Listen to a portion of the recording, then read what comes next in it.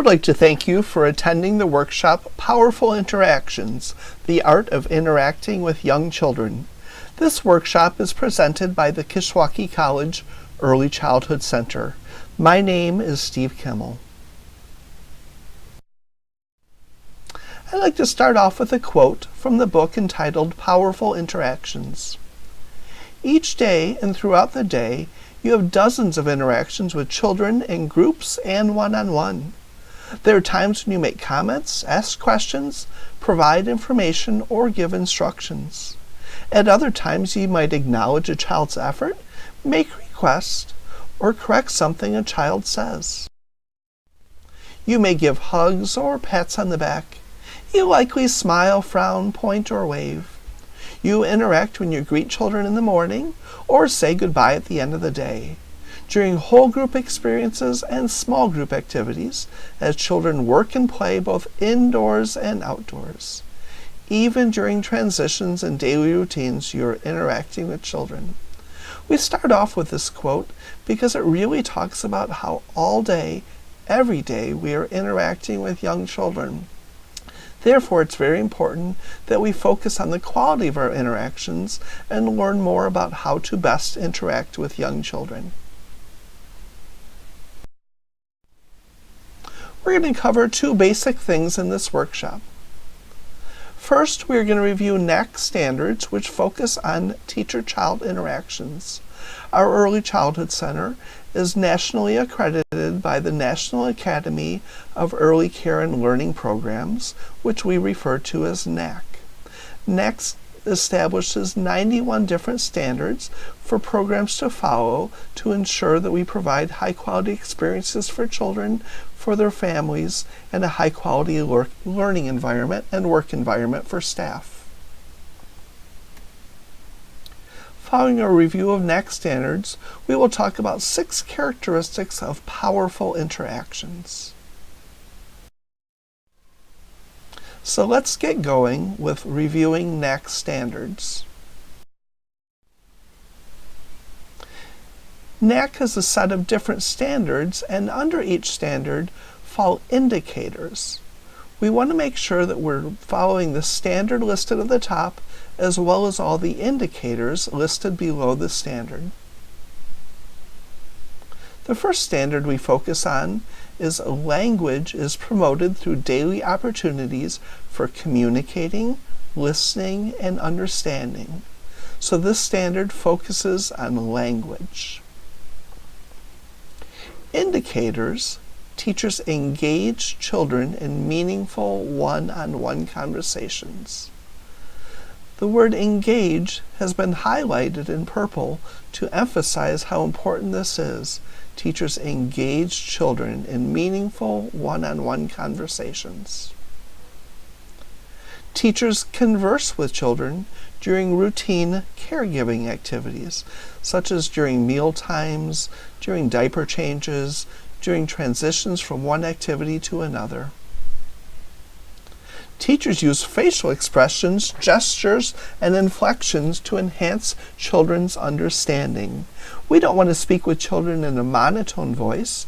Rather, we want to use emotion in our voice to help them understand what we are saying. Teachers describe actions, activities, and objects to expand children's vocabulary. It's very important that we use very broad language so that we can help children learn new words. I always like to say that a child will never say a word if they've never first heard the word. Continuing this standard, teachers use open-ended questions and statements to stimulate thinking and self-expression. So open-ended is very important because we're looking for a longer response from children. We don't want to ask yes-no questions and simply get a yes or a no. Rather, we want to use open-ended questions to elicit a longer response from children.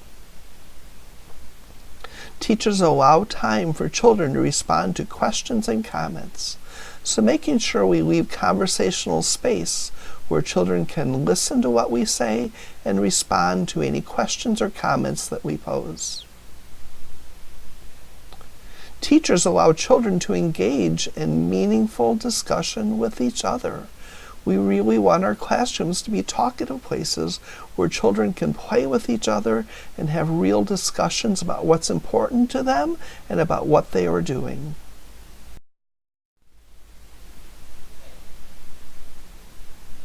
Second standard we will look at is math concepts are promoted through daily hands-on experiences with number, pattern, shape, measurement, classification, and comparison. Our first indicator, teachers use math vocabulary during interactions. We use words like a little, a lot, more, less, big, small, over, under, alike, different, larger, smaller, first, last, before, after, tomorrow, yesterday, how many, how long, etc. So we want to use very rich math vocabulary throughout the day when we're talking with children to help them learn math concepts.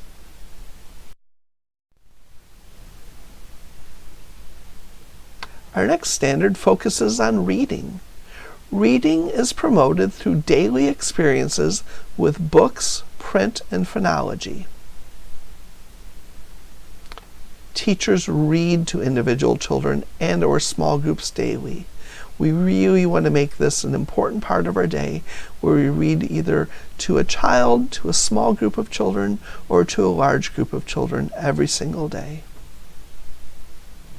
Teachers call attention to print concepts when they're reading out loud. For example, we'll point out the author of the book, the illustrator of the book, and the title of the book.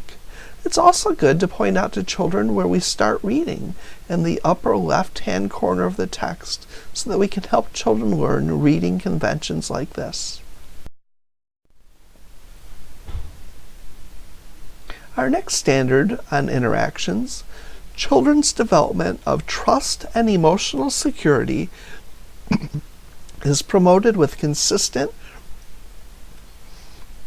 responsive, and nurturing teachers. First indicator, teachers greet each child and parent by name upon arrival. We all know how important it is when we are greeted upon arrival. We want to make sure that we extend a warm greeting to each child and each parent when they come into the center using their first names. Teachers demonstrate warmth by appropriate touching, smiling, and speaking in a calm, caring voice. So we want our teachers to be warm in their communication with young children. Teachers respond promptly to crying and other signs of distress in children. We really want to meet children where they're at. If a child is having a sad morning separating from a parent, we want to be there and respond to them promptly if they're crying or being sad. Teachers comfort children who are upset, hurt, or angry. So again, we want to be there for children, providing comfort for all who need it.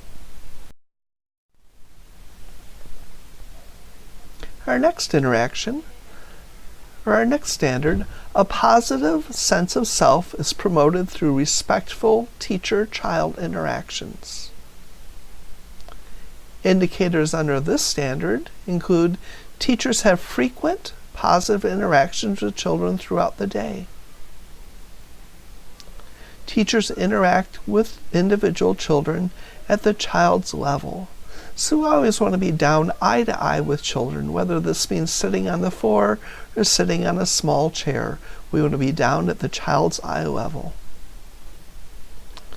Teachers use children's names in encouraging and respectful ways. Teachers verbally acknowledge the child's emotions and feelings. We often know how a child might be feeling, so it's helpful to say, "It looks like that made you feel sad when so-and-so took your toy away," or "It looks like you feel frustrated because your building fell over." So in doing so, we're acknowledging the child's emotions and the feelings they are experiencing. Teachers acknowledge children's efforts and accomplishments.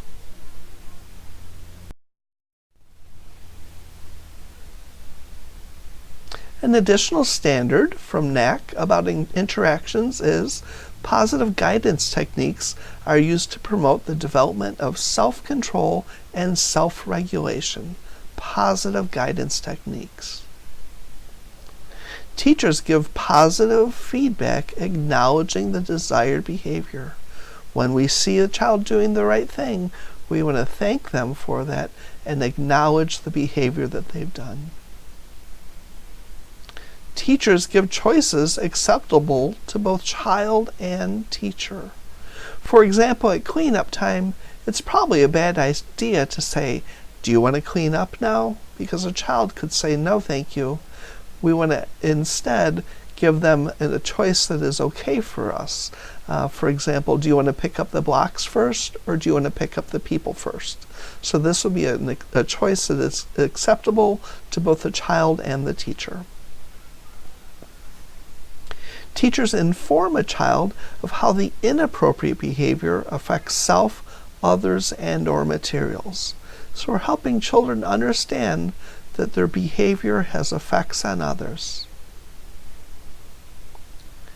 Teachers guide children to express both positive and negative emotions in acceptable ways. Teachers move to children and do not call across the classroom or playground. We want to be close to children when we're talking with them. Next, we're going to focus on 6 characteristics of powerful interactions. In this picture, we see a picture of a good-looking, delicious-looking pie. And the reason we use this analogy is that the pie is only going to taste good to us if all the proper ingredients were added. If somebody forgets to put apples in this apple pie, it won't taste very good. If sugar isn't added, it won't taste very good. Just as we're going to focus now, we're going to have 6 pieces of pie for our powerful interactions, and each ingredient is important. Putting the pie together. So here we have a graphical picture of what the pie is going to look like, and now we will go piece by piece talking about each ingredient in the pie. First ingredient is plentiful. We want to have lots and lots of interactions with children each day. We want to make sure that all teachers working in the classroom have extended one-on-one interactions with each child in the classroom. When we aim for plenty of interactions and conversations, we will be assured that we as a teaching team connect with each and every child every day.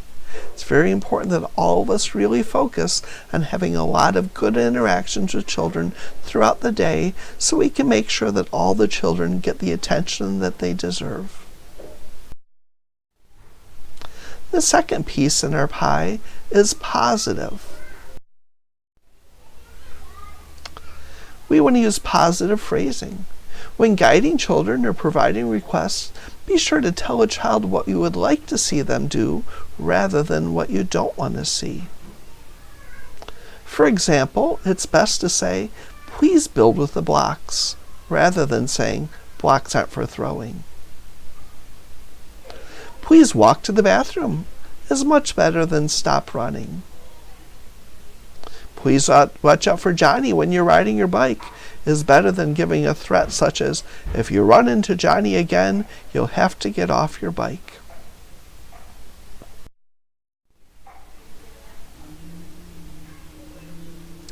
We also want to affirm acceptable behavior. When you see a child doing the desired behavior, offer affirming words and gestures to strengthen that behavior. For example, Sarah is waiting patiently for her chance to paint. You might say, "Sarah, thank you for waiting so patiently. It's almost your turn." Juan gives Cindy some Legos to build with. You might say, Juan, it sure makes Cindy feel good when you share like that. When we say something like this to Juan, he's going to be much more inclined to want to share next time too.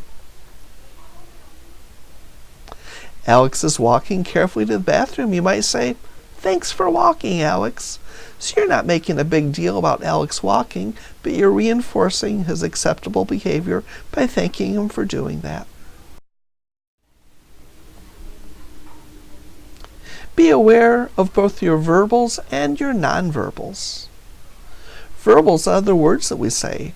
Pay attention to your word choices to make sure you're using words that are positive in nature. Nonverbals are the messages you communicate beyond your words. Nonverbals include your voice tone, your eye contact, your body language, your warmth, your enthusiasm, etc. Verbals and nonverbals are a package deal, so we have to be mindful of both. The next piece in our puzzle, in our pie, is purposeful. Teachers aim to teach. Our language and interactions can help children learn when we are intentional in what we say and do. So I encourage you to ask yourself, what are some things that children can learn while they play with? And you fill in the blank. What are some things kids can learn while they play with blocks? What can they learn while they're in the sensory table? What can they learn while they're playing with other children in housekeeping or dramatic play? What can children learn while they're out on the playground balancing on a balance beam? So always ask yourself, what are some things children can learn while they do this activity? Then we can offer comments or ask questions to guide children's learning. Our next piece in the pie is playful. Children love to be around playful and fun teachers. We encourage you to show enthusiasm when you play with children. Offer fun and creative activities for children to enjoy and be a play partner with them. So teaching children is engaging with children. Make sure you're enthusiastic, make sure you're fun, make sure you're providing creative experience that children can enjoy and learn from. Laugh, smile, be silly. Children love when you have fun with them. Use humor to connect with children. Humor has been expressed to be play for the brain. So children love when we say silly things and when we play with words. So make sure we use humor with children. Our next piece in the pie is polite. I would add respectful as well to this. Be a superstar example of politeness. Make sure that your politeness shines for all to see.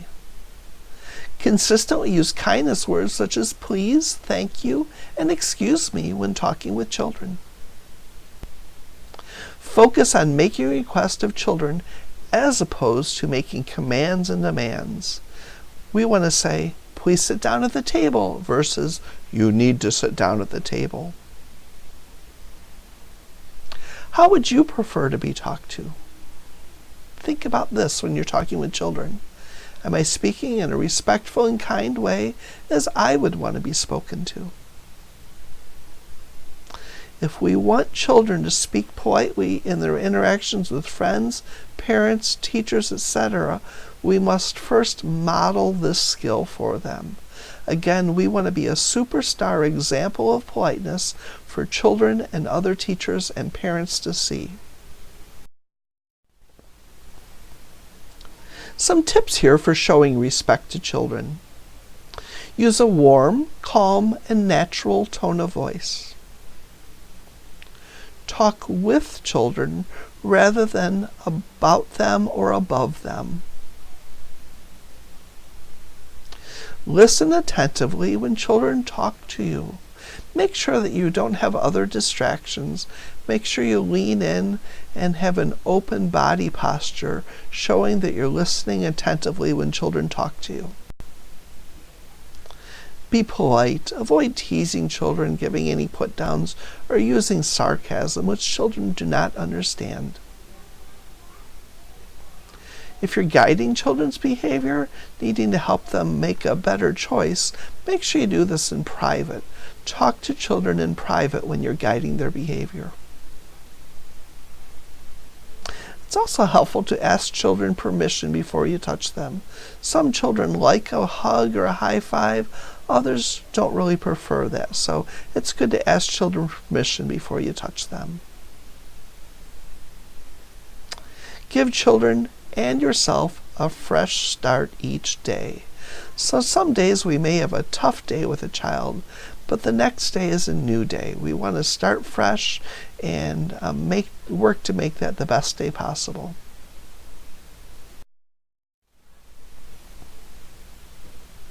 Throw kindness like confetti.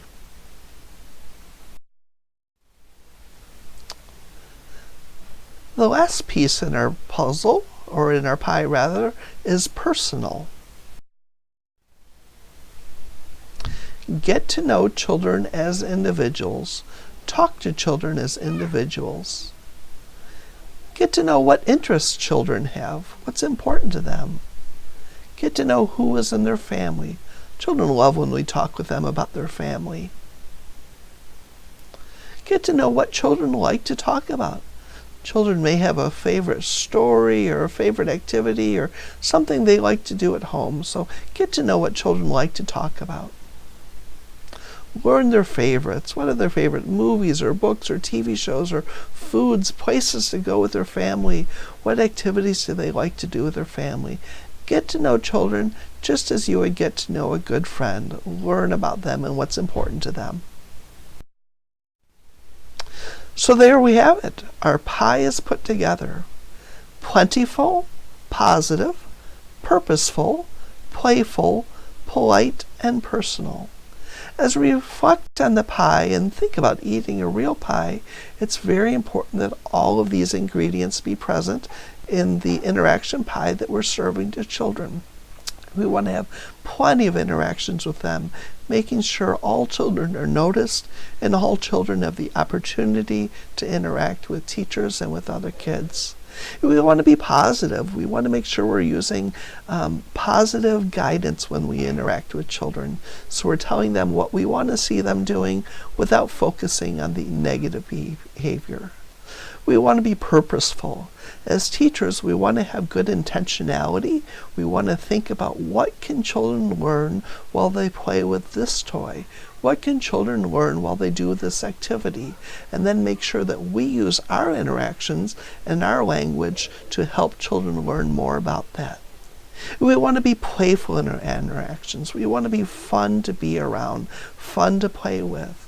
Children are going to connect much more with adults who are playful and fun to be around.